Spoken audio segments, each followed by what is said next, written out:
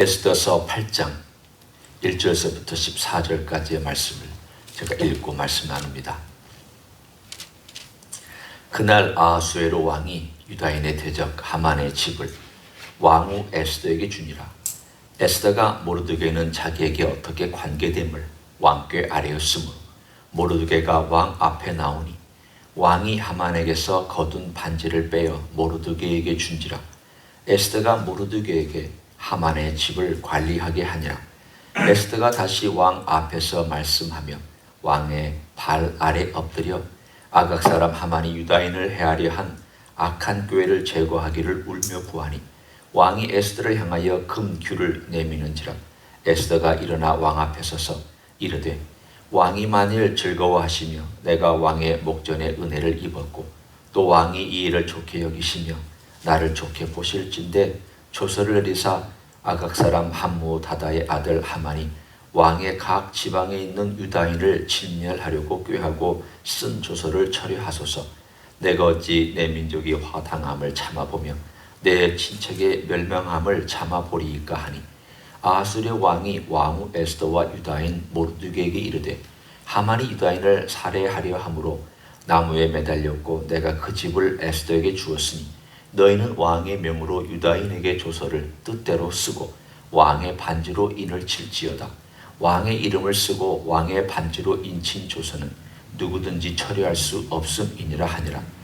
그때 시완월 곧 3월 23일에 왕의 서기관이 소집되고 모르드게가 시키는 대로 조서를 써서 인도로부터 구수까지의 127지방의 유다인과 대신과 지방관과 관원에게 전할세.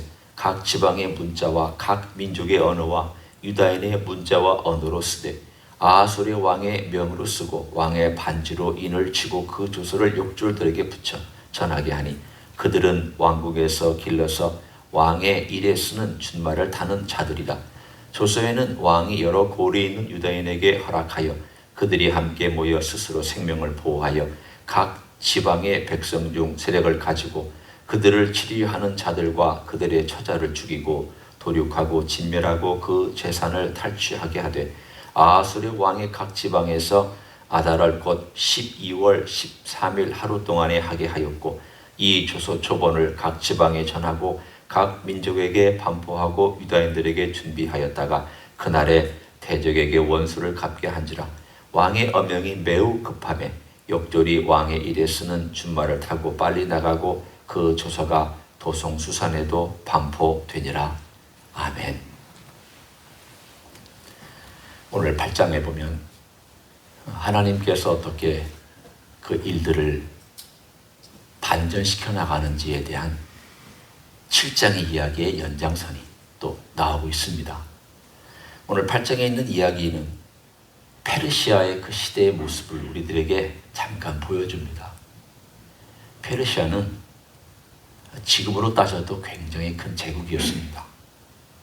그런데 그 큰 제국이 250년 정도 유지할 수 있었던 가장 큰 두 가지의 요소가 있는데, 물론 통치력이라고 통쳐서 얘기할 수 있습니다만, 하나는 그들이 가지고 있었던 법률 제도입니다. 오늘 여기에도 이 법률에 관한 얘기가 나오는데, 왕이 한번 법률로 정한 인친 것이 어떤 것이 있으면 이것은 왕이라도 바꿀 수가 없습니다. 그 전에 제국들은 왕의 마음대로 모든 걸 다 했지만 페르시아만큼은 왕이 있음에도 불구하고 왕이 절대 권력을 가지고 있긴 하지만 왕도 법이 정해지면 그 법 아래 들어오는 그런 제도가 있었습니다. 그러니까 에스더가 이 법을 처리해달라고 아무리 얘기를 해도 처리할 수가 없습니다. 왜냐하면 왕도 일단 선포된 것 아래 들어가기 때문입니다. 그러면 이것을 어떻게 극복할 수가 있느냐? 이 법에 또 다른 법을 제정해서 또 다른 명령을 주어서 맞설 수 있도록 하는 것밖에는 방법이 없습니다. 오늘 여러분이 이 글을 쭉 읽으면 왜 굳이 이렇게까지 해야 합니까? 그 법을 없애버리고 없던 일로 하자. 그렇게 하면은 이쪽도 안 죽고 이쪽도 안 죽고 참 좋게 평화롭게 해결될 일이 아닙니까? 우리의 생각입니다. 그 시대는 그렇게 페르시아 제국이 일이 진행되지 않았기 때문에 유대인들이 자기들 스스로를 지킬 수 있도록 법을 제정해 주면 그들도 무기를 들 수 있고, 저쪽에서도 무기를 들어서 덤빌 때 이쪽에서도 조직을 해서 같이 대항하여 싸울 수 있는 그런 날로 그 날을 그렇게 맞이했습니다. 이 불임절, 불임월을 뽑은 12월, 우리의 달력으로 하면 2월쯤 되는, 쉽게 얘기하면 2월쯤 되는 3월의 첫째 날에 그것을 뽑았더니 그 돌아서 2월에 유대인을 죽여도 좋다라고 하는 한 날이 정해졌습니다. 그리고 나서 2개월이 지났습니다. 지금 우리가 읽고 있는 이 8장의 이야기는 하만이 뽑았던 그 날로부터 2개월의 시간 동안에 이루어진 일입니다. 굉장히 급박하게 돌아갔던 일입니다. 그때에 금식도 했고 기도도 했고 에스더가 죽으면 죽으리라 하는 마음으로 왕께 나아가기도 했고 잔치도 벌였고, 그리고 맨 마지막에는 7장에 하만이 자기가 만들었던 7층 높이의 기둥에 달려서 죽임을 당했습니다. 그리고 나서 오늘 8장의 이야기가 등장합니다. 이 8장의 얘기는 바로 그 당시 페르시아에 있었던 그 모든 법들에도 불구하고 하나님께서 그 시대에 어떻게 역사하고 있는지, 연약한 유대인을 어떻게 하나님께서 보호하고 계시는지를 말씀해 주십니다. 유대인들 연약했습니다. 포로로 잡혀와서 그 땅에서 제법 성공하며 살고 있었습니다. 하지만 그 분위기는 언제든지 바뀔 수 있었습니다. 지금의 유대인들하고 참 비슷합니다. 중세 유대인들하고 참 비슷합니다. 유대인들이 그 땅에 들어가면 열심히 일해서 그 지역의 경제를 살렸습니다. 스페인에 들어가면 스페인을 살렸고, 러시아에 가면 러시아를 살렸습니다. 여러분, 유대인은 나쁘게만 생각하시면 안 됩니다. 유대인들이 간 땅에는 경제가 부흥했고 경제가 잘 살아났습니다. 그런데 문제는 유대인들이 돈을 이렇게 벌고 경제를 부흥시키고 나면 그것을 시기하고 질투하는 세력이 생깁니다. 빼앗고자 합니다. 이들에게는 시민권이 없었기 때문에 언제든지 쫓겨날 수 있는 그런 위험을 안고 살았습니다. 아니나 다를까 그들이 부유하게 되고 그 지역이 부유하게 되니까 이들을 쫓아내면 우리가 잘 살 수 있겠지. 그래서 죽이고 재산을 빼앗고 추방하고 재산을 빼앗습니다. 그러면 그들이 잘 살 줄 알았습니다. 아닙니다. 유대인이 떠나고 난 다음에는 경제가 쑥 가라앉습니다. 이런 일들이 바로 이때부터 시작된 그 무려 역사가 2400~500년이나 긴 역사를 가진 거쳐 출발이 바로 이 이야기입니다. 에스더 이야기는 하나님께서 첫 번째에 유대인을 구원해 주시고 전체 유대인이 다치지 않도록 보호해 주신 이야기입니다. 하지만 두 번째 예수님을 팔아넘겼던 그 사건 이후에는 유대인들이 보호받되 이렇게까지 보호는 받지 못했습니다. 그럼에도 불구하고 하나님께서 지금까지도 유대인들을 이 땅 위에 남겨놓으신 목적이 있습니다. 여기에서도 주님께서, 하나님께서 유대인들을 페르시아 땅에 남겨놓은 목적이 있습니다. 그 목적은 이들을 통하여 하나님의 복음이 온 열방에 퍼지는 일을 하게끔 하셨습니다. 이들은 안 돌아왔습니다. 돌아온 사람도 있지만 더 많은 사람들이 안 돌아왔습니다. 나중에 어떤 일이 벌어졌는지 여러분 사도행전을 2장을 보시면 압니다. 사도행전 2장에 보면 온 각 나라에 흩어져 있었던 흩어진 유대인들이 오순절날 예루살렘에 모입니다. 절기를 지키기 위해서 수백만이 모였습니다. 그 당시 로마 제국, 페르시아 제국은 없어졌습니다. 그 당시엔 로마 제국이 대체했습니다. 언제 흩어진 사람들입니까? 이때 흩어진 사람들입니다. 이때 흩어져서 각각의 나라에 자기의 자립을 하면서 경제를 이루고 나름 살고 있었던 모든 유대인들이 회당에서 모이다가 절기만 되면 모여드는 그때에 오순절에 놀라운 역사가 일어나서 그 오순절에 성령께서 임하자 그 복음을 받고 다시 그들이 그 흩어져 있었던 그 땅으로 들어가서 거기에서 교회를 세우고 거기에서 예수 그리스도를 전파하고 거기에서 복음의 전파자가 되어서 그 많은 교회들이 사도 바울이 다 세운 거 아닙니다. 우리는 생각할 때 사도 바울이 교회를 다 세웠다. 천부당만부당한 말씀입니다. 그럴 수도 없고 그렇게 할 수도 없었습니다. 사도 바울이 소아시아의 교회를 세운 건 맞습니다. 그러나 사도 바울이 교회를 세우기 전에 이미 골로새에도 교회가 있었고 이미 로마에도 교회가 있었고 이미 터키 땅 북쪽에도 교회가 있었고 이미 교회들이 있었습니다. 누가 그 일을 행한 것입니까? 오늘 여기에 우리가 읽고 있는 흩어진 유대인들이 하나님의 놀라운 섭리와 계획 가운데 하나님 보호하셨다가 수백 년이 지난 다음 그들을 하나님의 때가 되자 예수 그리스도를 보내서 예수 그리스도가 이 땅에 오셔서 그 죄를 우리의 죄를 위하여 십자가 지시고 부활하시고 승천하신 다음 복음이 퍼져나가는 바로 그 직후에 오순절의 놀라운 경험을 하게 하셔서 이 많은 유대인들이 첫 번째 복음의 전도자가 되어 주었습니다. 하나님의 섭리는 놀랍습니다. 연약한 유대인들입니다. 한편으로 보면 불순종했습니다. 왜? 이사야가 뭐라고 예언했습니까? 돌아와라. 돌아와라.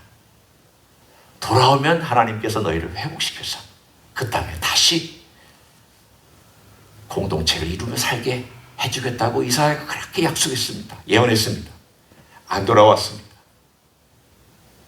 하나님 그럼에도 불구하고 그들 쓰셨습니다. 놀랍죠? 하나님의 역사는 어떨 때 우리가 참 이해하기 어려울 때가 있습니다. 하나님 꼭 그렇게 돼야 좋은 일 아니겠습니까? 하나님 이렇게 되어야 꼭 하나님께 뜻이 이루어지는 거 아닙니까? 그러나 그럼에도 불구하고 하나님께서는 연약한 인생에도 불구하고 그 연약한 인생들과 흩어진 인생들을 통해서 하나님께서 어떻게 일하고 계시는지에 대한 그 놀라운 이야기의 출발점이 오늘 에스더서의 8장에 다시금 등장하고 있습니다. 하나님 놀라운 섭리로 자기 백성을 돌보고 계십니다. 오늘 이 땅에 여기 와서 흩어져 있는 우리들을 하나님께서 어떻게 쓰실까?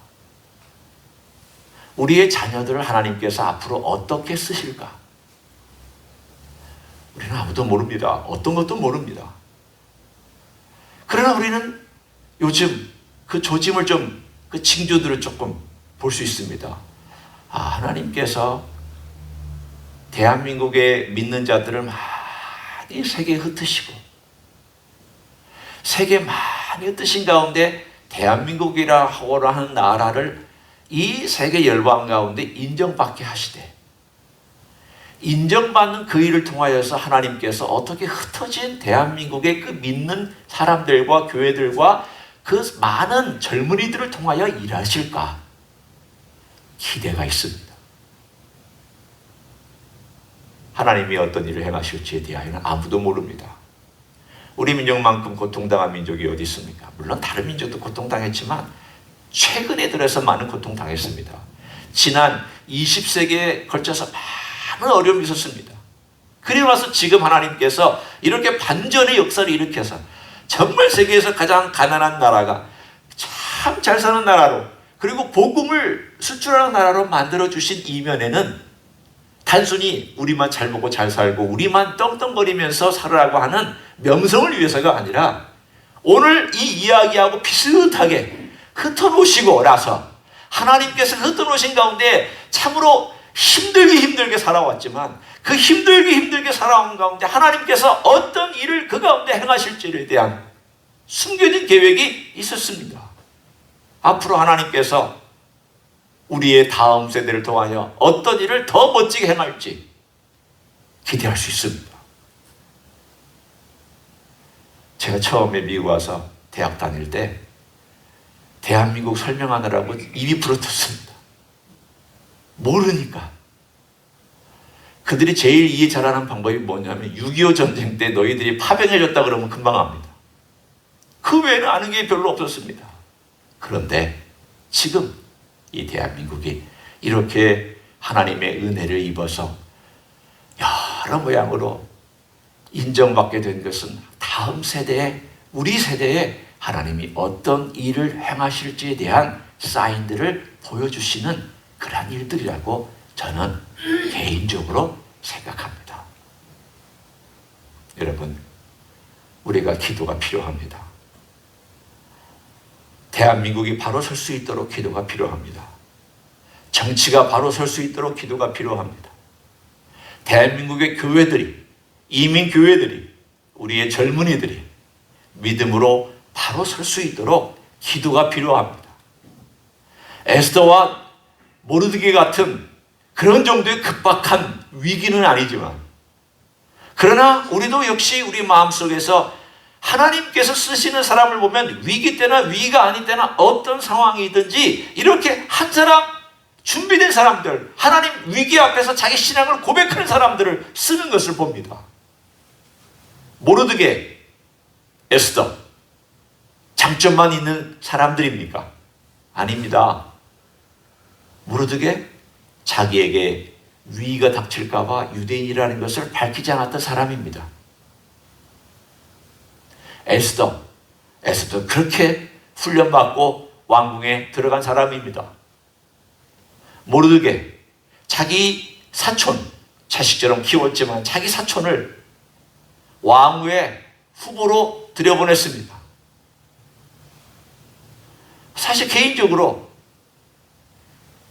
인간적으로 이거 얼마나 힘든 일입니까?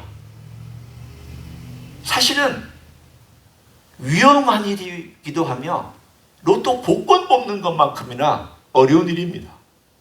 그래도 했습니다. 왜? 제가 볼 때 하나님의 뜻을 위하여 한 것 같지 않습니다. 민족을 위하여 한 것 같지 않습니다.